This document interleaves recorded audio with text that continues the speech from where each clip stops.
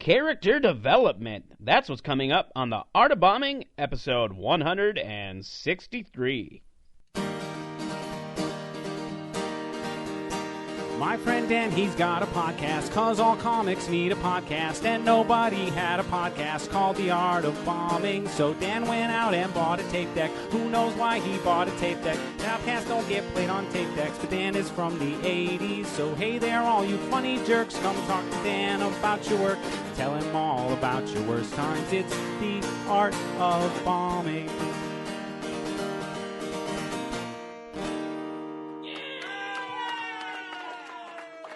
Welcome to a brand new episode of The Art of Bombing. Dan Bublich Jr. here with you on this fabulous Tuesday. It is October 13th, 2020. And by the time you're listening to this, I will probably be on my way to Utah, to Provo, Utah, more specifically, to film the Dry Bar Comedy Special. Yep, we're going right into shameless plugs right away today, because Friday, October 16th, I will be in Provo, Utah, filming the Dry Bar Comedy Special. It's 2 shows, 7 and 9:30. If you're in the area, you can come see one of the shows if they have tickets available. They do sell out pretty quickly, so you better get on that. And I think they even have virtual tickets where you can watch the tapings virtually.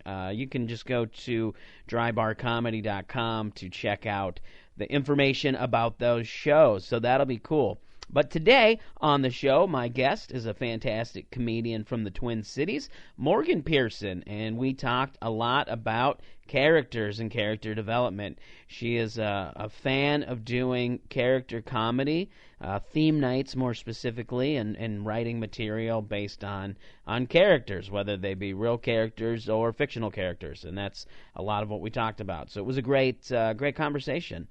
I've had a great weekend. I got to open up at the House of Comedy, and there isn't a lot of shows going on.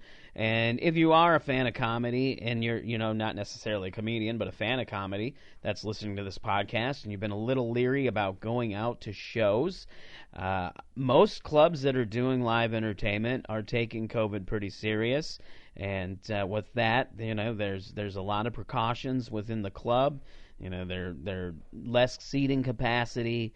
They're using sanitizer, requiring masks inside, things like that. So if you've been a little afraid to go to a show, it's pretty safe for the most part. But I'm not going to push anybody to do anything that they're not comfortable doing. But keep that in mind. If you want to go see a live show, it's pretty safe. It's pretty responsible for the most part. And a lot of the comedians are pretty smart about it as well. Like I said, I had a good time. This was my first weekend featuring an emceeing, opening, whatever you want to call it, at the House of Comedy. The headliner was fantastic. Most of the shows were sold out. The management at the House of Comedy, they were fantastic. The staff was fantastic. So it was great. So if you're ever in the Twin Cities, make sure you go to the House of Comedy and support some live comedy there. They're taking this COVID stuff serious. And it was a good time. The headliner was, like I said, cool. He traded merch with me. It was good. We had a good time. All right, so another great thing that happened over the weekend, it was my birthday. That's cool. So it was a cool birthday weekend. I got to do my first weekend at the House of Comedy at the Mall of America, and then I found out I made it into the World Series of Comedy. That's right. That takes place in Las Vegas in November.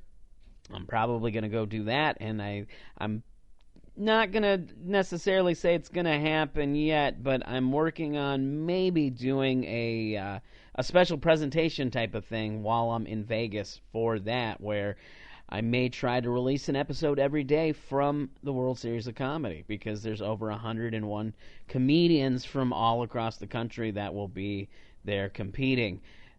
So maybe that will happen, maybe it won't. I can't say anything because I gotta, obviously I gotta get there first. Anything can happen between now and then, and I'd have to schedule some stuff with some of the other comedians. So, but that is potentially a plan of action that I plan on doing if I make it out to the, Las Vegas. Right now, I plan on going, but like I said, in this world, in 2020, you never know what's going to happen.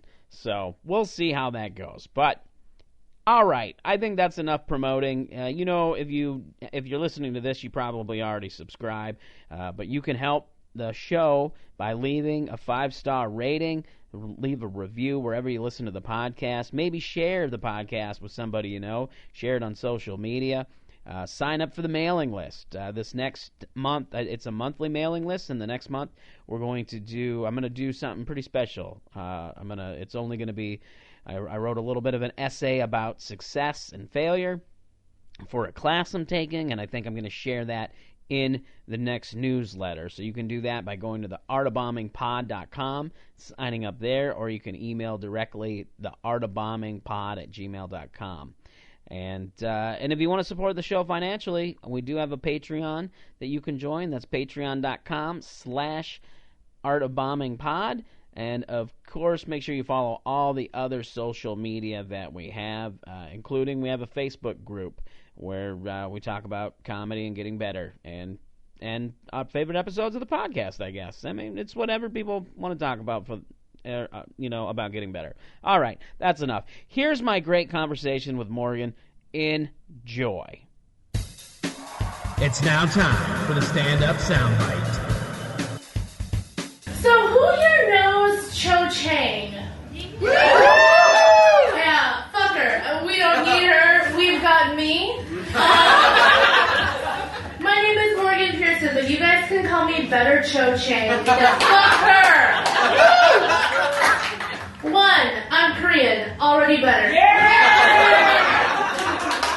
2, I've recently become blonde, so I'm Asian and blonde. There's your fantasy, America. I'm also dressed like this today. Okay, so, with this, I want to start off with letting you guys know that girl is a witch! A bitch! Sorry, because wizard jokes, it gets confusing. No, but I actually have a list of 4 reasons as to why I am better than Cho Chang, and Harry should be with me.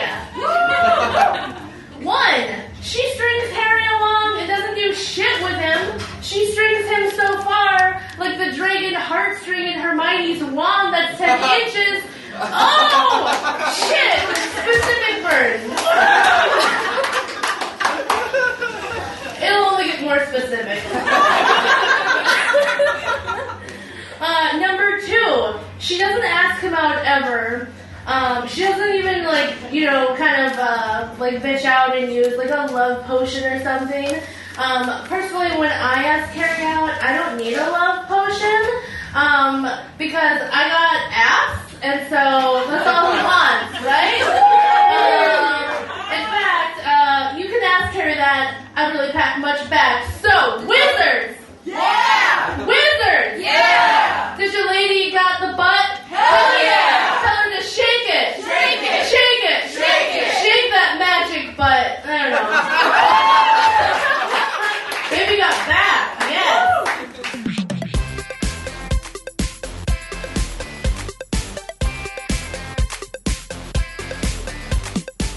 Have you did some virtual shows? Yeah, I've been doing Monday night comedy show. Mm-hmm. There's a bunch of online workshops that are all over the nation that have been great. Mm-hmm. So kind of open mics and some feedback.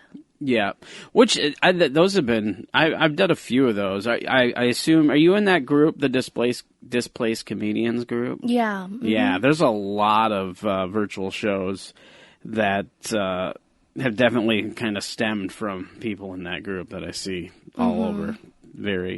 Quite a few. Have you did any live comedy shows here lately, or not so much? No, I haven't done any physical shows. I've done the in-studio stuff for Monday night. Mm-hmm. That's super fun because you each have your own little platform in the studio, and you have real cameras filming you. Yeah. Oh, that's cool. So you have your own spot to platform. So you're not all performing on the same stage, or? Yeah, so everyone kind of has their own little station, whether they're on camera or not. That's a part of the crew. And then they do have one stage that's lit up. It has a changing background for whoever is going to be in studio. And then you just kind of hang out outside in the depot with everyone else while you wait. So it's a super nice setup. Oh, that's cool. Yeah, I haven't did the in studio. I just did I've just zoomed in or been. I guess it's StreamYard that they use, but same thing. I've called in from home via the computer. Yes, I've been doing that too, and I have started this thing where I take way too much time to set up like a real background. Just, it's that next level above someone like being in pajamas, like laying in bed and like dropping their phone and shit. Yeah, right? It feels a lot cleaner, more professional. Yep. Yeah, I actually did that too. Like, I've had it for a while. So before the pandemic started, I was working on putting a space in my basement. Mm-hmm. So like I was slowly working on all the stuff to do shows in my basement, because I think I did one show last fall, and it was pretty good. And that was before I did anything really to make it like a showroom. But I already had that kind of set up, so I was like, you know what? I need to start using this for these virtual shows that I do. So I like set it up so that I can have my computer and stuff down there now too. So now when I stream, I'm trying to do it like on a stage. Yeah, I've seen your photos of it. It looks like an actual club somewhere. I would totally believe it. Yeah. It worked out great because I got a bunch of free chairs from a place that I worked too. So like I can have seating and everything down there. So when COVID and the pandemic is not as big of a factor. Granted, that'll probably be a while, given the state of things. Yeah, I'm hoping to be able to do some house shows, but we'll see. For now, I got to use it where I can. Oh, definitely. Yeah, that's for sure. Have you? So you've been doing the virtual stuff, the Monday night comedy. Did it really, like, with the COVID and everything, how did that like impact you as a performer? Like, yeah, no, it's so different now, because I used to be, I've been doing comedy for years, but I wasn't very serious until the last year or so, where it was almost every night going to every show. So I'd get off like a regular 9 to 5 at an office and then run around all night and then sleep for a few hours. So the lifestyle has totally changed, because before it felt like a much larger commitment. And now it's kind of like, because so many people are working from home, it's so much easier to just get online somewhere. And like scheduling everything is so much nicer, because they know like, hey, you don't have like 20-minute drive time or something, or like finding parking somewhere downtown. So you can just kind of log into whatever like link at any time. It's so smooth once you're used to it. Oh, absolutely. I definitely don't think the virtual shows definitely aren't going to replace like live stand-up, but I don't think they're going to go away either. Like, even if things were fully back to normal, I think now that people know that they can do these virtual shows and people will come watch them and people can perform, because like the convenience of not having to travel is huge, because that's, especially for me, I get really lazy. And when it comes to leaving the house, that's where, like, I'll come home from whatever, and then I get comfy, and I got my dogs, and I'm watching TV, and then suddenly it's like, going to an open mic becomes a real chore. Now it's like, just got to go upstairs. Yeah, it's so nice. And what's crazy is, I think like a lot of people talk about when you're on the road, or even just like a city over, how your stand-up might have to change for the night type of thing. But doing these shows, like I've been doing a ton that are Canadian-based, like they're hosted by Canadians. Yep. And so they'll be like, I don't know if this applies to the one American watching. I'm like, it doesn't. And then having to change my material, or like, I'm used to explaining really weird, dirty, filthy things, and now I'm like having to explain what I think is like normal, everyday stuff to them. So it's a lot different, but I like it. I like being able to work with comedians that are all over the place versus like the one out of towner that's at a show that night. Yep. So the feedback is incredible for it. Yeah. No, that's a good point too, because that's also, it's a good exercise working with other audiences too, because like you said, if you're doing a lot of these Canadian-based shows, you would assume that their audience are going to be Canadian-based. And so it helps you as a performer kind of learn to tailor your material for different audiences, without necessarily changing all the material. Yeah, no, it's been super fun. I don't know. It's almost like you're kind of relearning everything, and everyone is, I think, at way different experience levels than like most kind of like shows would be. Because I've been running into people who are like, "This is my first time doing stand up," and it seems really disabling to like not have an audience for feedback and like try and make like 5 people who have been doing this for years laugh. Like, Yep. I would be terrified. Right? It's much scarier. I know. I've seen people talking about starting stand up, and especially on the virtual stuff, and I'm like, wow, you got, I thought I was brave doing stand up, but you're way braver than I am, because I don't think I could start stand up right now. Oh yeah, and all of them are worried about like, oh, I don't know what I'm going to do when I have a real audience. I'm like, no, people will laugh then. It'll be way easier. Yeah, right. It's going to be a way better experience when there's a real audience. Yeah, it'll be a much better time. Because otherwise it's just like, a few idiots being like, no, that was a great joke. Say it again. Like, yeah. So terrifying. But yeah, I mean, doing it now, like I feel a lot of the virtual shows are kind of figuring things out and having like different types of like audio audiences and stuff like that. So that's been helpful. Yeah, that I think that's important, that like having, the audio. Because I did some stuff with, there's different show formats or whatever in different streaming services. And I did shows where you can't hear an audience. And obviously those are awkward. It'd be awkward if you were in an empty room or there was a crowd and they just weren't laughing. And that's what it feels like. And then you got like a lot of Zoom shows where they can have the audio. And those to me are always a little better. Even if there's only 1 or 2 people unmuted. But if there's a little bit of laughter, it's pretty good. I feel like the biggest thing I've found with the virtual stuff is timing. Like getting that, like, because especially if people are muted, you can't hear them laugh, and so you're anticipating these laugh breaks for jokes, Right. Especially, you have jokes that have worked in front of a live audience, and then you're waiting for that laugh, and then there's nothing. And then you go to start, and then they might start laughing because I keep forgetting about the delay. Yeah. And it throws all my timing off. Yeah, no, I have been seeing that a lot where everyone's like talking over each other. I think that's why so many people keep muting themselves now, so that they don't have all that feedback and stuff going back and forth.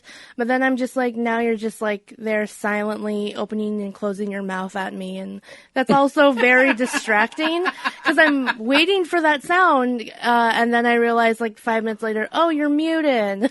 It's fine. I'm just gonna see your faces. Yeah. Well, because there's also the worry, like silent comedy. This stuff is online, and I feel like people tuning in don't necessarily know, like, an open mic, horrible stuff is going to be said. It's not going to be great. Yeah. And it's also just not going to be the best jokes. And then in the comment sections and stuff, I've seen, like, people being upset and like having to open every single show or almost every performer being like, hey, the clause here is it's going to be gross. Like, that's what you should expect. At our other shows, it'll be a lot cleaner. Yeah. And then, if you mess up or something, or do say something maybe that's a little far, having that online for forever, to me, is like terrifying now. Oh, yeah, that's a good point. Especially if they record it and like, yeah, I didn't even think about that aspect of it, because that is something, especially with the way cancel culture is. It's always stuff that pops up from like 10, 20 years ago. That's the stuff that'll pop up to like haunt somebody or whatever. Oh, yeah. No, I use like Facebook memories and stuff like that all the time. I'll look at it almost every day. But anything I said that was PC at the time, or, was acceptable at the time, I generally actually don't delete those anymore.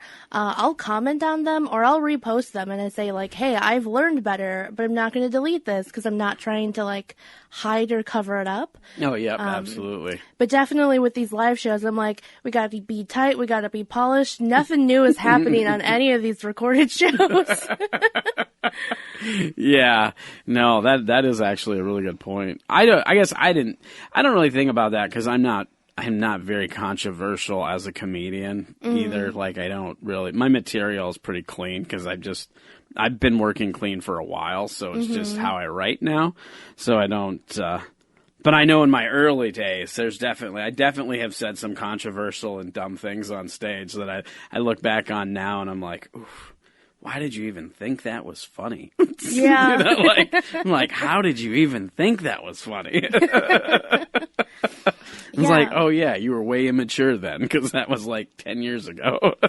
Exactly. But like, I did, because we're doing virtual shows with comedians we essentially don't know at all, right? It's not like open mics here where like, if you haven't done it before, you're like, who hosts it? Who does it all the time? Like, you want to know. These shows are from strangers. And so I did a set, and they said to, stay away from certain subjects. And I felt like I followed the guidelines very well, and I am not a clean comic. And I was like, I'm killing this. This is great. And then later, the host was like, don't ever do that again. But, like, it was great. It was fine. And so now I feel like I have to like message everyone. Even though like in the Displaced Comedians, they're like, we have, this many spots open, message me and I'll send you the link. I'm like, I also need details, man. I need some guidelines because I'm like terrified of like doing something horrible again. Yeah. Especially if you don't do it on purpose. That's the thing. Like what kind of like guidelines did they give you in that particular instance? Like where? Yeah, so they said they really like to keep things non-sexual, which I was like, oh, that's going to be tough, but doable. And like no swearing, stuff like that. And I felt like this was fine, but I had recently done a couple of workshops where you're like assigned random topics, and I had like kids in one and parenthood in others. And it was mostly just about like hating kids and the possibility of ever being a parent. And I was like, this will be totally fine, relatively family friendly. Like, I'm not like killing kids in the set or anything. But apparently being like super anti-family was like not okay. Okay, see, to me that's... Yeah. To me, that's like they're being super strict on their guidelines. Yeah. Like that becomes personal preference of whoever's running the show at that point. Because if the guidelines were, basically be clean and stay away from these, topics, and you do that, then you did your job as a performer, on that show. Yeah, I was so surprised afterwards when he was like, don't ever do that again. Super funny, but no. I was just like, someone's a dad. Whatever. It's fine. Somebody's got kids. Yeah, and that's probably a thing. They probably love them or something, so. Oh, man, they had loving parents. What is that? Yeah, I'm there with you on that, because to me it's funny, because I do material about not having kids and stuff, too, and not wanting kids, and I don't know. It's real, like in a club setting and different audiences, it can be hit or miss, but it's definitely, it's not dirty material, so to me, that's just them being a little harsh on what their guidelines were. Personal preference is what that becomes. Yeah, I feel like if your guidelines are that strict, you need to send them to everyone so they know what the hell to do. No, absolutely. Because it really, that's one thing I've noticed that's kind of like with comedy, when it's like a clean show or like, like even corporate comedy or whatever, when the people who decide to put on the show aren't clear on the guidelines and their expectations for what they want on the show, and then somebody comes and just does a normal set, and it might not be like super dirty, but it's not squeaky clean. It's like in that even middle ground, and suddenly they're like, whoa, you can't be doing this, like it's like, well, that's kind of on you guys for not telling the what the show's all about. Yeah, I try to be super clear with things. Even when I started years ago, I would be like, no, I'm super filthy. And they're like, haha, sure you are. I'm like, no, it's going to be gross and educational, and some people aren't going to like it. And you're upfront about it. That's one thing that's great, too, like with a lot, because there's a lot of performers that they just want that stage time or whatever, that they'll take a gig whether they're the right fit or not, and they won't give those warnings where they're like, well, maybe I'm not the right fit. This is what I'm about. Oh, yeah. I think I've done a corporate show where it was actually the company that I worked for.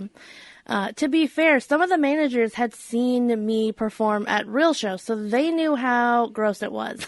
And then we had like a summit in summer, and it's like a big thing where all the different offices come.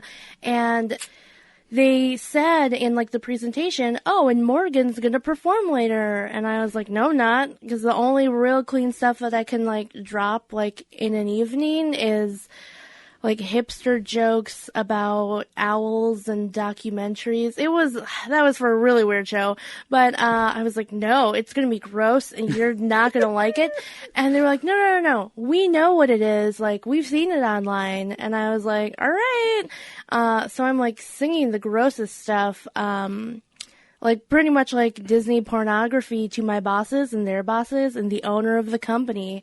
And everyone was losing their minds. It was very funny, very cringy, and they filmed it. Oh, no. Which was horrifying. I did not know that was happening, but I had some other guys like open for me around the office, and that was great. One of them told like a very long math joke. Killer. That was a way to warm up the crowd. The other one wrote like a fake letter from his wife to him about how he got too drunk the night before. And so I came into an audience that was super horrified to learn things that felt very real from this couple. So it was great. I still have that video. It's never going to go online, but it's for me. Yeah, right? It's there. So you can look back at it and be like, ooh. Oh, man. Hard times. That's always touchy, too, like doing comedy for like companies that you work, like have a real, your day job with. Like I've even being like a clean, being more on the clean side of comedy when I've been approached by companies I've worked for, I'm like, yeah, I don't know about that. Oh yeah. I'm like, that was like a one-time thing. I would never do that again. But it's experience points. It was fun. Oh, absolutely. Yeah, we can all use those. That's for sure. It's just funny. Like I had seen this one time at a show in San Diego. It was a clean show, and can't remember if it was like, I feel like it was a fundraiser, but one of the comics didn't realize it was a clean show. Oh no.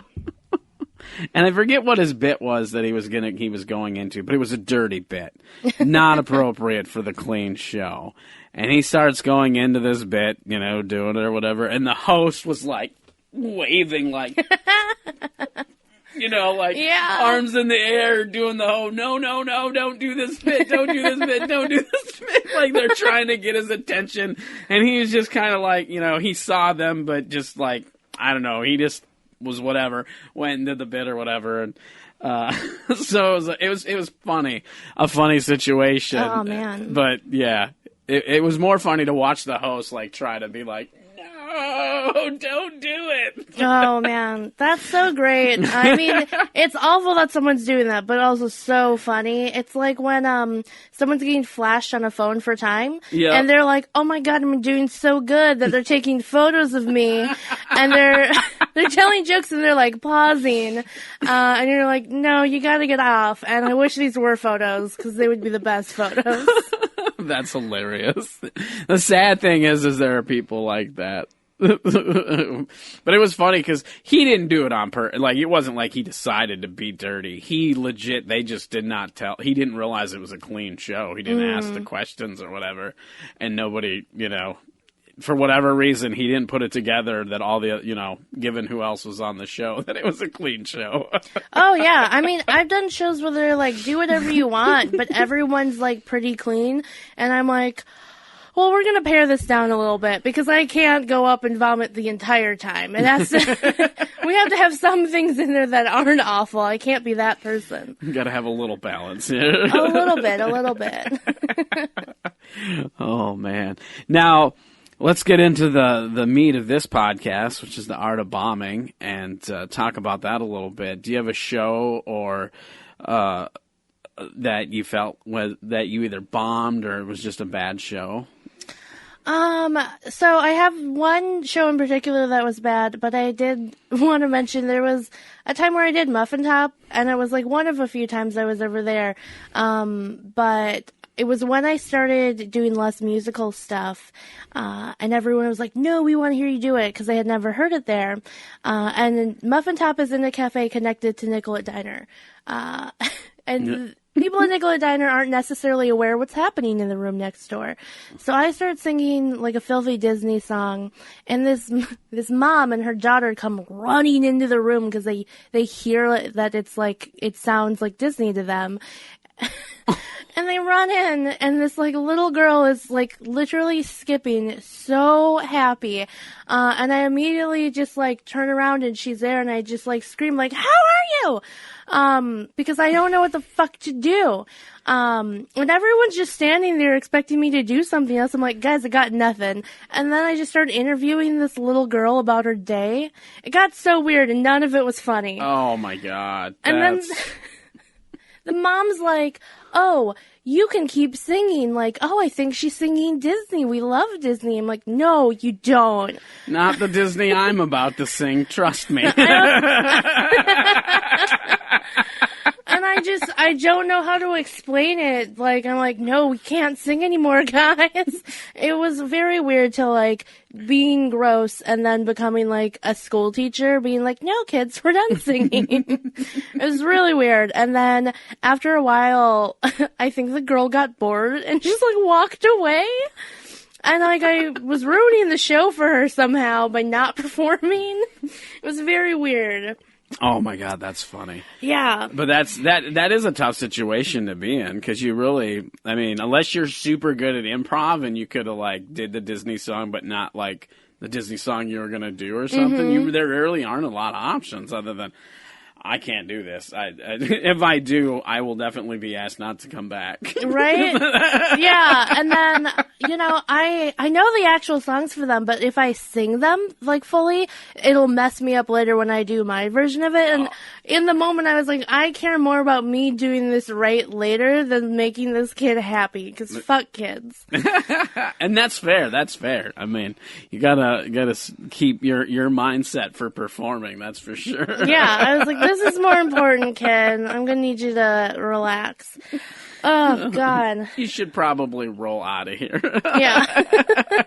But since then, I've definitely tried to, like, write alternative things if a child were to present itself again. Because definitely at, like, breweries, like, kids will show up all the time at breweries. Yeah, that's the one thing that's always kind of awkward, is when kids show up to a comedy show. I mean, and I've been at shows where that happens, because like you said, in breweries and like coffee shops, things like that, they won't turn, they're not going to turn people away. They'll warn them that it's comedy and whatever, but they'll still, want to keep the show somewhat family friendly. But it definitely gets awkward, because the other thing too, like with kids, a lot of them aren't going to get the jokes anyway. So it's like, why are you bringing a kid to a comedy show? We're not clowns. Yeah, we're actual people. We're here to entertain, adults, people, that we relate with. No, there was a time where this woman showed up and she had like a toddler and like a baby with her or something, and it was like her and a gaggle of gals, and the host was like, just so you know, this is an open mic, it's not gonna be great for the kids, but like they're a toddler and they're a baby, whatever. And these ladies were like, no, we're here for it. And then this entire like large booth table of ladies did not laugh. They just stared us down the whole time like we were the worst people, and everyone's like, nope, you've decided to be here, this is happening to you. Yeah, that's true. I mean, that is the situation. They were warned and chose to stay. So at that point, it's on them. That's definitely how I would feel about it. Yeah. No, but so like the biggest time that I bombed, it was the Monday night comedy show. It was a character night. And for me, because my background is all in theater, I'm very theatrical. I fucking murder these theme nights. I did not murder that night. Well, I maybe have like killed actual people's hopes, but I went as Helga Pataki from Hey Arnold. Which it seems like you know. Well, yeah, I was trying to think if it was one, because I think we did a character night together, but I think the one I didn't you do a Barbie one too? I did a Barbie one. I've done Belle. Okay, I think we were on the same one when you did the Barbie one. That's why I was trying to was I there that night? Because didn't do very well in the character night. But anyway, continue. Yeah, so I was like, I'll be Helga G. Pataki, and the host, Andy, messaged me, and he was like, is that from Hey Arnold? Like, what is that from? I'm like, yeah, no, totally. It's generally like a 20-something, 30-something crowd, enough 90 kids, cable kids, for people to know the show. And generally, I do really over-specific jokes and then kind of explain them. That's like my thing is I'm inappropriate education. And I thought this was going to be great, and I dressed up as her. I had bleach blonde hair at the time, and the whole idea was like, it's Helga, all grown up. And I thought, this is the best idea. And there was like no one there that was a regular. They were not there. It was a bunch of other people in like 30s, 40s, 50s. Nobody liked it. And I feel like I'm really good at like, even when it's, meant to be or not meant to be understood, like explaining things in a funny way. There was just no way to do that with such a specific show. Mm-hmm. It was horrible. And I just keep going. I'm like, and then in that episode, blah, blah, blah, like, Eugene fell off his bike for the 50th time. Nobody cares. Nobody knows. And I'm just like sweating bullets. And I'm trying so hard, 'cause for me, like the theme shows, I'll take so seriously, I'll do writing, every day of the week for them. I really have like built up these characters, that are real and giving them like real stories and stuff. Mm-hmm. Nobody liked it. It was so bad. Nobody laughed. There was like one couple that I just started talking to them because I had nothing. And then the girl yelled like, I haven't seen it, like telling me to give up talking to them. Oh, man. And I was like, oh, cool, you're really nice. No, and then I got off stage, and Andy was like, yeah, that's a lesson in knowing your audience. And I'm like, I didn't know that no one was going to be here tonight. So that was great. And then an older comedian, I mean, this was not for his demographic, but he was like, oh, you seem like you'd be funny. Next time you should do a real character instead of making your own, because that was unrelatable. I didn't even know it was a real character. So clearly it was so bad that you couldn't even understand it was like from a TV or from a cartoon. Even though I was talking about like episodes and stuff, he's like, oh no, this girl made this up for sure. Like, this is a whole thing in her own world. Like, she must be nuts. It was great. So... Oh my God, that's funny that he thought it was a made up character, but that's like, and to me it sounds like the situation was just people didn't know who the character was, like they didn't know the cartoon, but like in that situation you can't do anything but go forward anyway because it's character night. You're not doing your own stuff. If they're not going to get the character at the beginning, there's no hope anywhere in the set. Right. There was no like point in time where someone was like, oh, I have seen that show. People were mostly like, I heard of it. I never watched it. I would have never guessed that that's what you were doing other than you said it 50 times. No, so I have... And it was character night. I have this thing where, like, so I'm Asian, but when I bleached my hair blonde, to some degree, it was actually very difficult for some people to still tell that I was Asian, to the point that, like, I was outside somewhere, and I was hanging out with some white people, and one of the girls came up to me and started talking to me like I was her best friend that was there, only because I had blonde hair, and then she realized her best friend was, like, on the other part of the patio, and I was a stranger. Wow. So I had this complex for a while that it would have nothing to do with the jokes. I would just randomly drop, oh, and I'm Asian, like for myself. But that's what I was doing in this show. I was like, and my name's Helga. Hey, Arnold. Like, it was such a nightmare. And I felt like I had put so much effort into it. Like, it's one thing to bomb on, like, a bunch of new stuff or stuff that you're trying to work out. But this was like all new, and I felt like I wrote it perfectly. I've gone over it. I'm like, there's no way I could have written this better. It's perfect. And just, I totally died up there. So now, next character night, when they come back, hopefully in fall, I have like a made-up character now, which I'm terrified to do, because now I'm like, I'm not selling something real to someone, I'm selling like something fake. And you guys just have to accept that it's now a thing. Yep, that's true. So we'll see. Yeah. Well, and that's the thing, though, like you talk about where, you mentioned it's not like doing, new material, but it is. Because that's the thing with it. It's still new material. You don't necessarily know that it's going to work. Because it's not like you go around doing open mics as the character to prep for the character show. I mean, maybe you do. Maybe I didn't when I was doing it. So it was mostly just untested, unpolished jokes that you hope between, delivery and character itself. So that in itself makes it very challenging. I did test it on a few friends. To be fair, we're all losers who watch Hey Arnold on the regular. So that probably wasn't actually as helpful as it felt like it was. I'm like, all these jokes are landing. I'm the king of this. And then later, people are like, no one knows who you are. I don't know why you made up that character. That was bad. But I have it all filmed and recorded, so I do listen to it from time to time. I think that's helpful. I like listening to shows where I don't do well for any reason. I think it also keeps you humble. Yeah. For sure. Well, and that's a good lead into some of the other stuff I like to talk about. Because you talked about when you're building a character or for one of these theme nights that you spend a lot of time writing. Do you have like a strict like writing routine or process? Do you dedicate so much time every day for writing?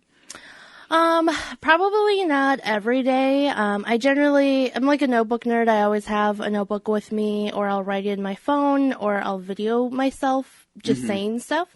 And then normally on like a Sunday or Monday, I'll try and like compilate everything together. But for these character nights, it's like I am trying to write, for like an hour every single day. And then on top of that, I do like research. So I'm just like watching a bunch of, like TV shows or like articles about the shows, stuff like that. Like Barbie, I learned a crap ton about, and I was never into Barbies as a kid, but, if you bleach your hair blonde, you have to, like, really, capital on that. So I had a lot of blonde characters. But now, I kind of, have this thing, because we don't know when character nights are actually going to start again. So I've just been writing whenever. And it's this stupid character.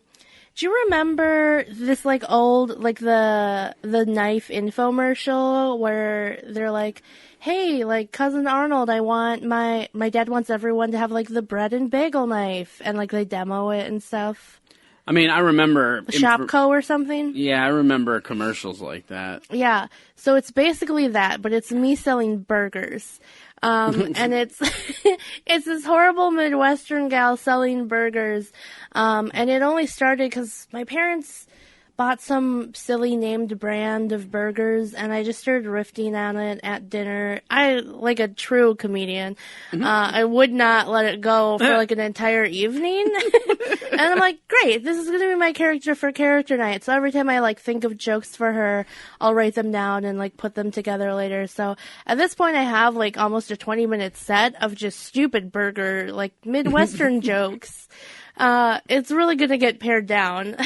Yeah. So we'll see. We'll see how those turns out. But I don't know. I'm excited because, a lot of other people make up their own characters for those nights. Or on like theme nights and stuff, they make up their own stuff to kind of fit the theme a different way. Yep. And normally I'm like, no, I want to do this with rules. So I'm excited to see how it turns out. Yeah, and I think those nights too are great because they challenge you as a writer, like the theme nights and the character nights, because you really have to like think outside of just your own material and try to step outside yourself and your own little box. Now I'm curious, because you said you record and you listen back to your sets, and now like with stand-up, there's definitely a difference between listening to a regular stand-up set to see what you can do to improve your set for later versus a character when you're doing different characters. So like listening back to like when you did the Barbie or when you did the Hey Arnold characters, what do you try to pull from that so that you can do something different with a new character? I think the way that I formulate the jokes is similar to how I would formulate like anything for stand-up. And so that's super helpful. But the stuff, because they do such weird specific things, it can be hard to pull it over. But like with the Barbie stuff, I am able to work that in, or at least like when I was blonde. And now I'm trying to like work in all of the jokes about me being blonde into like normal stuff. 'Cause my hair's like dyed back down, to like black brown again.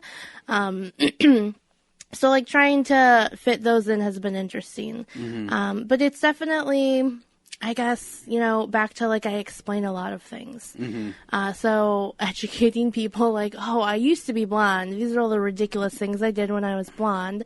And I miss it. Like, I have a bit about how I like being blonde because I can like crash my car and shit all the time and just be the naturally bad driver I am. Because I want to like curve the statistics about Asian females and make it look like a bunch of white girls are bad drivers. And so doing stuff like that, trying to work stuff back in and like pulling from it has been fun. The Hey Arnold stuff I think just has to die. I saw someone was trying to have like a Hey Arnold event this summer. It was some sort of viewing thing outside. I don't know if it's going to happen, but I've messaged this group like a million times being like, guys, do I have the coolest entertainment? That's right. All you got to do is you got to bring the material to the audience. You got to find the right audience and take it to them. Exactly. I think there was going to be like a 90s bar crawl and one of the bars was going to be Hey Arnold themed, stuff like that. So honestly, if you're doing theme stuff or like these topic based things, I would just search for events like that and like market yourself. Oh yeah, definitely. We had a natural disaster night, was the theme night. And I've reached out to places who were doing those for like different parties and stuff, and I landed one of them. It got canceled because of COVID, but I for sure got hired for it. And one day we'll bring it back. Oh, that's awesome. Yeah, that is definitely a good thing you can do with doing like characters and themes like that. It's interesting to me because like, you can pull and maybe try to incorporate some of that material into your regular stand-up, but how you like evolve a character when it's a different character is interesting. Just because it's like, well, you're right, you got your jokes will probably be structured the same, but do you look at like body language and stage movement and things like that? Because you said you have a little bit of a background in theater. Yeah, I really like to like become the character, so I'll like fully dress up with an outfit like that, which is why I have the most extensive wardrobe, because I'm like, oh no, this is that one dress I use as Belle that like I'll use maybe twice a year. But yeah, like I'll do it. I'll do like full makeup. I'll watch a ton of like makeup tutorials because, it's less for the audience and more for me. I know that Barbie's makeup is different in different decades. So doing stuff like that, has really, I feel like, helped me hone in on the character and kind of sell it on stage. So it's not just like jokes about like what Barbie is. It's I'm actually Barbie and this is my story. I do think I have some video and some photos of me being Barbie, like not moving like my hands and having my fingers together. And I definitely practice that. Belle, she's French, which was my whole thing, that it was Belle of France. Which again, probably too specific and no one cared that she was from France, but I really cared about the character. And so I had been practicing for like over a week, speaking with just a French accent, which when I actually got on the show, after like a few sentences, I was like, this is hard, guys. Like, fuck this. Like, I can't do that. I'm terrible at accents and dialects. I can barely speak in regular English. Yeah, I can get like a couple sentences of something, and it slowly starts turning into other shit very quickly, and it always ends up in being like kind of like an Indian accent, which is like not something I want to be known for doing. So I immediately am like, we gotta cut this off early, guys, because she's getting a little Indian. It's gonna be weird. No one's gonna want that. Yeah, that's actually I'm similar to that. Like, if I try to do, that's why I don't do impressions or a lot of, like, voices when I do act outs, because that's the same that happens to me. Like, I could do, like, an accent for, like, maybe a sentence or two, and then it drifts off into something completely. Like, I can't hold it for long periods of time. It's just something else. Even if I do a Korean accent, no, that's what it turns into. It gets horrible. Yeah, no, I'll do like a Korean accent and I'll like kill it, and then a few sentences later I'm like, I sound the most Chinese I could possibly sound right now. I don't know, I can't hold it. I do think right now is actually a good time to do like vocal lessons of any sort. Oh yeah, yep. Because it's not like you're gonna have to drive to a place anyways. They're all online now, and there's so many of them, and local people are doing like lessons and stuff like that. That, I mean, it's so cheap now. Yeah. So I've been doing some vocal lessons for singing, so you know, they're fine. I'm fine. I wish I was a better singer. I'm actually like a very horrible singer, and I'm pretty off key.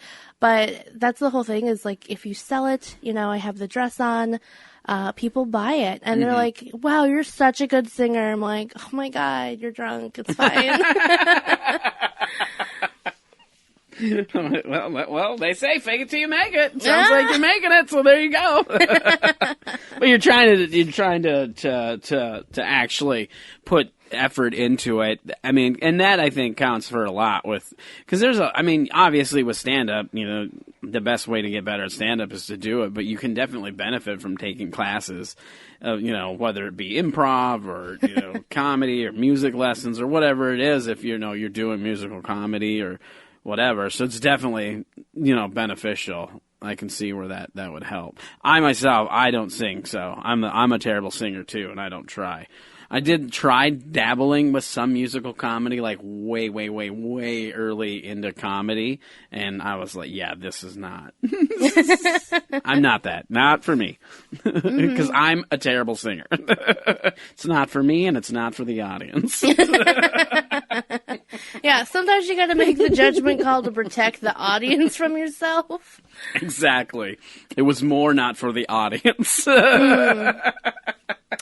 Yeah, no, I've done like, you know, quintessential like improv classes when I was a kid, and even as an adult, and I'm always just like, I hate them so much. They're so weird to me, and I feel like almost all the ones I've done, they do that mirroring activity where it's like you're partnered with someone and someone takes the lead and like does weird stuff with their arms, and you have to anticipate it. And I feel like I've never used anything like that in stand-up. The only thing I ever like anticipate is someone like not doing their time and having to go on stage way earlier. That's all I think about. Yeah. Well, and when I say improv, I'm talking more like scene work where it's doing like long form improv and stuff, because that kind of stuff helps like with building characters, and it helps with writing. It also helps with stage presence, that kind of thing. Like D&D characters. Yeah, exactly. Why not? If that's your thing, bring it to the stage. I've taken some improv classes. I'm not an improv person. Like, I don't want to, you know, I've never had any ambitions to go be part of an improv troupe and do improv all the time. But the classes I've definitely seen where they've helped improve my stand-up and my stage presence and confidence on stage. But yeah, I could see where doing like very specific improv like that would not be that helpful. I mean, especially when you're, you know, with stand-up, you're by yourself. Yeah, that's such a weird thing to me. So, because I did musicals, like, growing up, and I played soccer growing up. I was very, like, team-oriented. So I didn't really know that I had, like, pretty serious stage fright until I started doing stand-up. Because normally you're in a cast of, like, 20 or, like, 200 other kids. You're doing, like, warm-ups before the show. Normally you're all on stage, like, for an opening number or something, and it just, like, makes all the jiggles go away. And then in comedy, you're just, like, by yourself, listening to yourself in your own head. Which I realized, I'm like, oh, I'm panicking. This is what panic is, and I don't want to go on stage right now. So for me, I normally, like a person or two before I go on, I'm like, immediately have to leave the group of whoever I'm talking to, ignore everyone, put my headphones in, read my material. Otherwise, I'll start, like, spiraling. I'll get, like, the shakes and stuff. Like, it's very, very intense. And then, you know, on stage, I think everyone will, like, say their name or say hi and stuff like normal. But for me, it's almost like, this is the line I have to say and, like, push out of myself, and then I can, like, be a normal performer and not be freaked out. Yeah. Well, and that's kind of like a pre-show ritual or tradition. Do you have anything else? Because that's one of the questions I like to ask people is if they have a pre-show tradition or ritual. Well, I like to sacrifice a goat, and then... and then we comedy. Yeah, and then we comedy. I think it's really just that. I love to read the material. I think, like, Bo Burnham is someone, when they perform, it's very theatrical, and it's very... to the T, you know, if they snap, it's written in the script type of thing. And that's definitely how I, like, run my performance. And then anything that's ad-libbed is just something, like, if I have time, if it comes to mind on stage, I'll blurt it out. Anything else, it's 100% written down. So if I go through the script again, you know, before I go on stage, I'm by myself, I'm in my own head, there's no distractions. So sometimes I'm like a dick because, it looks like I'm just suddenly brooding and upset and, like, away from people. Because some people are like that, like, the whole time. And for me, it's just a few minutes before, and someone will try and talk to me, and I'll be like, I'm working. Get away from me. But yeah, I don't know. I think I just like to rehearse, and I take that part so seriously. And then I don't drink for before performing for the most part. It used to be because I would sing. And now that I haven't been doing that so much, it's just like for me to perform sober, I think I prefer. The clarity in your voice for me is better. And then, you know, otherwise I go off script too much and becomes into a ramble. And it's not where other people can be shit-faced and be like the funniest person you've ever met. It's like, oh no, she's struggling to get words out. Like, she can't talk anymore. The same. I try not to, like, I might have one drink before a performance, maybe two at the most, because that ain't going to affect me. But, yeah, beyond that, I never try to drink before a show, because I'm the same. Like, if I get super tanked, it's going to be ugly. I can definitely perform high, though, and those are fun. But I hardly ever get high or anything, so it never really happens. But when it has, people are like, that's the best you've ever done. And I'm just like... Cool. That's what I want to know. Yeah, I can't perform high either. That's another one where I'm like, I did it a couple times and it was like not for me. But hey, to each their own. I mean, because like you said, some people can get smashed and just then crush, and it's the best. Yeah. You know? I'm not that person, and I'm very aware of it. Yeah, I think the other thing that's ritual is I'll like try and take a selfie before and a selfie after. It sounds, but it's like in between like the recording of like how things went or whatever, because it's kind of a reminder of being like, you know, you were ready, you were prepared, however it went is how it went, and like kind of remembering like, you know, what went well and what went bad. It stems from when I used to online date a lot though. So I would like take a picture of what I was wearing and I'd post it online or send it in a group chat, stuff like that, and be like, this is what she was last seen wearing this at blah blah blah of like wherever I was meeting this person. and then like their name and like whatever like online dating information I had about them, which like people did not like, because they were like, Morgan, that's upsetting and it's scary. I'm like, yeah, but how fucking helpful am I? Right? Like, Yeah, you're right. It's scary, but also it's a safety thing. yeah, I'm like, this is actually super helpful for you guys that I wrote like what you need to report on. Like, you're welcome. So it's kind of like doing that for stand up for myself. Yeah.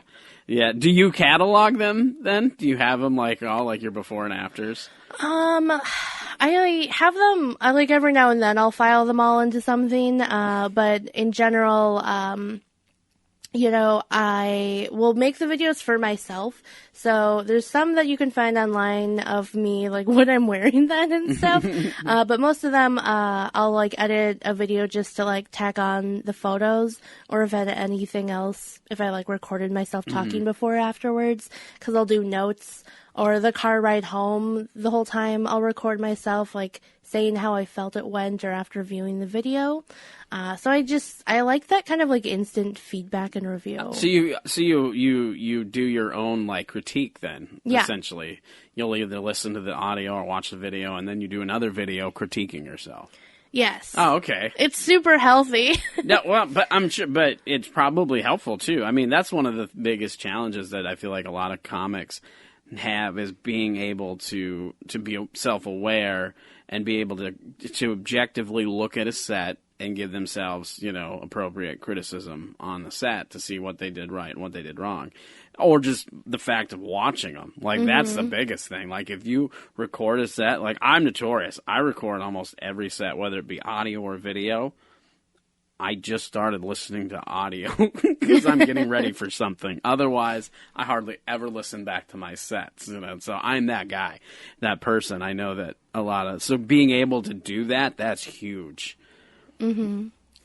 Yeah, no, and it's mostly just for me, because I only have, like, maybe a handful, if that, of videos online, and I think one of them is just audio, and, like, a slideshow of me. It was for another character. It was a theme night, Harry Potter night, and it's just, like, me wearing, like, Harry Potter clothes, and I was very proud that I had edited this video.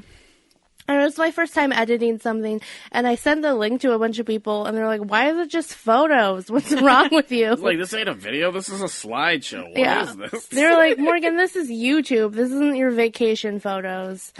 That's what my mom said to me. Like, she roasted me for it. Oh, ouch. But it's fine. But, like, you know, honestly, like I say, like, dirty stuff, and my grandma doesn't necessarily like dirty jokes, but it's, like, very fun for her to see these things. Because she actually used to do, like, acting when she was a kid in, like, middle of nowhere, like, farmland. She was in, like, a play or two in high school. And so now she's like, oh my God, like, you're just like me. Which is hilarious because I'm adopted. But she's like, you got it from me. I'm like, sure, Grandma. She's sweet because, like, she's recently realized, like, in the last couple of years that most clothes Americans wear are made in, like, different Asian countries. So she saw that one of her tags said, like, made in, like, Taiwan or something. She's like, Morgan, now I'm Asian just like you. And it was the most offensive, cutest thing I've ever heard. For her to be like, not only do we look the same, but we're also both actors. Thanks, Grandma. Yeah. Have you had to deal a lot with hecklers? And if so, how have you handled hecklers? Yeah, hecklers are fun. I think a lot of people, just in general, when they're drunk, they yell shit. But I'm like, you know, this 5'1" Asian girl, I say a lot of explicit stuff. People feel the need to be a part of that. And so a lot of times it's always like some young guy, like, correcting me, like, we're like, I think it's called, like, necking, when you, like, Negging? Oh, negging. Negging. Oh, negging. When it's like flirting, but you're being dicks. And I understand that. I don't understand doing that while I'm on stage and you're sitting. So it's a lot of young guys doing that. And then older guys will yell just random shit, like, you're a dirty girl. And I'm like, so is your mom. Like, what do you want? Let's move on. Yeah, I try not to harp on hecklers, or if someone yells stuff, I'll just say, okay, and then move on, and ignore it as much as possible. There's only been like a few times where, I was like, all right, now we're gonna have a conversation. I need you to stand up for it. So there's been nothing too bad. I think for me, like, worse than hecklers is someone who laughs at the things I don't want people to laugh at. Like, you're laughing at the wrong part, or you're the only person laughing, and now, because of what you look like, I'm very embarrassed. You're not the audience that should be laughing at my joke. Yeah. Now I'm worried. When it's just like a bunch of like douchey dudes laughing, and I'm just like, no, now you make my joke sound unintelligent and stupid. And I don't want your support. I need you to be quiet. That's fair. What's the worst thing you've ever said to a heckler, if you can remember? Gosh, I honestly don't think I say anything that horrible to them. Well, that's good. I definitely have called some people incels, which is like... I don't feel like that's that horrible. No. I don't think it's that bad, but I don't like using terms that, like, I guess is something that's like a blanket statement that's like incredibly awful. Like, if you call someone creepy, now they're creepy forever. Yeah. But calling someone an incel, I always like instantly am like, fuck, I hope that's not true. 'Cause there's definitely... I'm trying to stay off Facebook comments, but there's definitely a time I was like, I called someone an incel, and then I looked at their profile page, and he had a ton of stuff that was like actual incel stuff, and I was like, oh no. Oh, jeez. No. And I like deleted the comment, and I blocked him, because I was like, this person's gonna find me. Yeah, that's very frightening. That is like my biggest worry, is like anyone like following me somewhere. Yeah, definitely. There's been people who've like heckled me in bars and then find me online, which is totally normal. But once they start finding you on like multiple platforms, I'm like, how are you getting this? Yeah, like, well, especially if you have like privacy settings and stuff like that. Yeah, it's very weird, very creepy. But yeah, I think the worst thing, I've called some people incels before, and normally that's very, very funny. And then I'm instantly like, look, man, so sorry. Please don't follow me in my car. Like, if someone wants to walk me back later, that'd be great. But yeah, there's never been anything too crazy that I had to like burn someone a new asshole or anything. So I don't know. I've been lucky with that. But I also think like, I come off in a way where people aren't like trying to be mean or like take over a show. So that's nice. It's more so people trying to interact with like me on a personal level. Yeah. And then oftentimes that ends up just being annoying. Yeah. And then I'm like, I'm just going to ignore you this whole time. And then like later, run away from you and hopefully never see you again.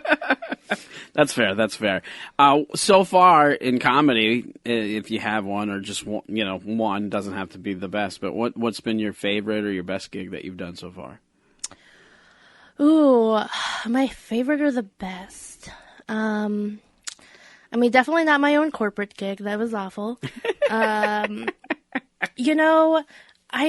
don't think that there's one in particular that sticks out in mind. But there is, it's not happening right now, obviously. I don't know if they're going to be able to bring it back or not. But at Mortimer's, they have like their Friday night shows, the get-up stand-up shows. But there's one that's kind of themed, and I can't think of what they actually call that series off the top of my head. But basically, everyone has their own like list of topics that you write of like random words and phrases, and then it's assigned to another comic, and you riffed on that. Essentially, okay. I think those are my absolute favorite shows because they're kind of like theme nights, but it's whatever someone wants to put on a list for you. Mm-hmm. So one time, someone just wrote a bunch of different states, which is like just the shittiest, especially if half of them are just Midwestern states, like, oh, there's only slight differences. Or like a bunch of different types of beers, or like random words, or like stuff that they saw that week, just like items. I think those are my absolute favorite shows because they're kind of like a game show, and it's a lot of like stand-up improv type of stuff. Mm-hmm. Those are my favorite. I hope those come back. I hope Mortimer's comes back. That's like how I feel the most at home is on that stage. Because whether there's like 2 people or like 15 people, it's always very fun. Mm-hmm. That's one show I haven't had a chance to do yet. I hadn't made it there yet. So yeah, hopefully it comes back so I can go check it out. Because I haven't been in the cities very long, so I've only been here for a little over a year. So last thing I like to do is called Pick a Number. And you're going to pick a number between 1 and 2, and I'm going to ask you a random question that corresponds with that number. All right, 7. 7. Lucky number 7. What song would you have played at your funeral, and why? Ooh, it would be a Weezer song. Why? Because I'm a bad person that loves Weezer. First album on the thing is a Weezer album, so you're not alone. Awesome, You're in good company. Good. Because normally people are like, Weezer's not a real band, Morgan, stop it. No, I fucking love Weezer. I think I would have Only in Dreams play.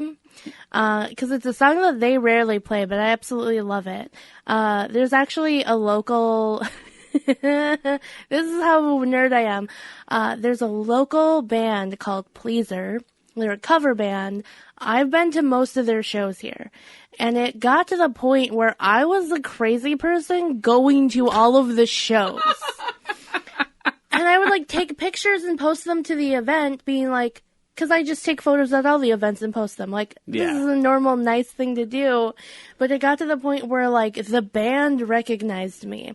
And they came up and talked to me one time, and I was mortified. And also, like, that was really cool. And then it got to the point on Facebook where people would recognize me as the girl that posted these photos on Facebook. Like, other fans at the show would come up and be like, I know you. You're that girl. Like, oh, no. I became a crazy person just because I love Weezer so much. And it was super embarrassing, so I stopped going to shows for a little bit. Gotta lay down. Fair enough. Well, it's kind of like if you go to comedy shows, there's regulars who go there, and that's just because it's their bar. But then there's like a psycho who just goes to all the shows, and like I was like, oh my God, I'm that person. I need to stop. So thank God COVID happened, because that really held me back from a lot of shows.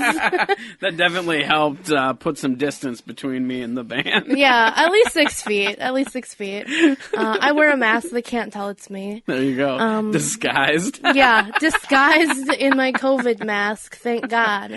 But yeah, no, definitely, Weezer would play probably the entire time just in general, to be honest.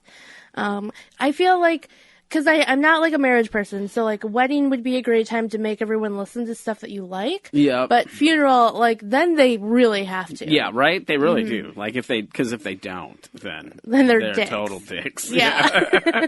Where can people find you online if you want to plug any social media or anything like that? Yeah, you can find me on Instagram at Morgan Pearson Did It, because I did. And then every Sunday you can see me on Facebook Live under Morgan Pearson, because I do have like a cooking, baking, cocktail show called COVID and Crumbs. So again, this COVID's really helping me because that name is very pointed, and eventually it'll have to change. But the longer we have COVID, the longer it can stay the same, and all the promo's good. So every Sunday you can see me do that as well. Excellent. All right. Well, thank you for joining me. Yeah, thank you so much for having me. The Art of Bombing is a Blitz Entertainment production. Hosted and produced by Dan Bublitz Jr., The Art of Bombing intro music was written and performed by John Holt. All other music used in this podcast was under the Creative Commons license. If you would like to help The Art of Bombing, you can do so by subscribing, rating, and reviewing our show on whatever podcast application you use to listen to The Art of Bombing. For previous episodes, blogs, and more, visit artofbombingpod.com. Have a great week. And remember, stay safe so you can live to love.